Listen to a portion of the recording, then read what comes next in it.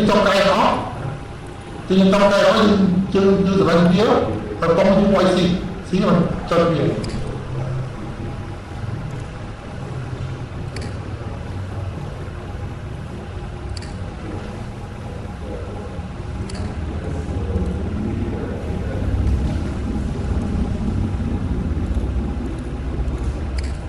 mà sekarang yang kita dikai itu tidak dikoin senyum data TV Ctrl C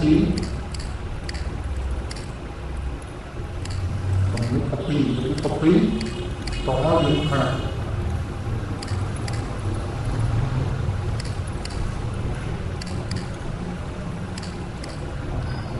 nah kemudian nó bây giờ nói bắt cho nên bây giờ update khỏi cho nên phải nắm được lừa khóa những update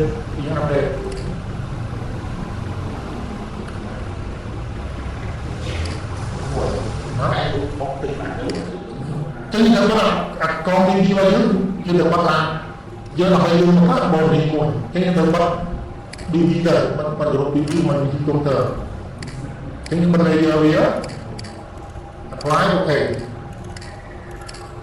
jadi partner tomanya kupolan kumat mana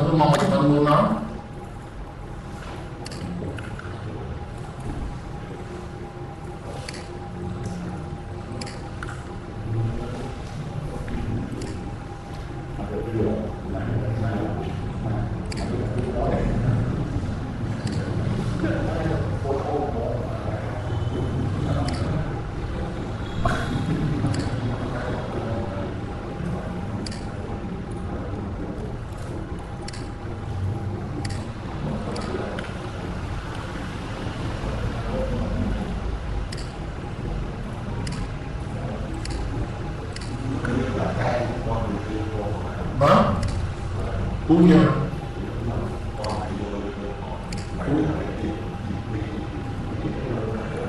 ba này bàn tay giống như nào chúng tôi qua ngồi cái công tơ những ba khoa đó từ công tơ như là nó bị buồn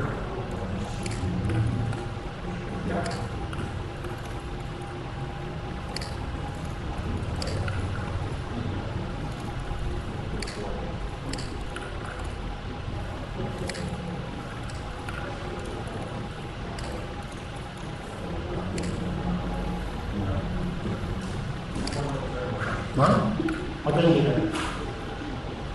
ở đâu tao này đâu tao và có cái update rồi chứ đâu có mặt hơi rồi chứ đâu có mặt hơi rồi mà đâu có mặt hơi bên trên đâu có đó mặt hơi con nói nhưng mà mặt còn nó đâu có. Vâng.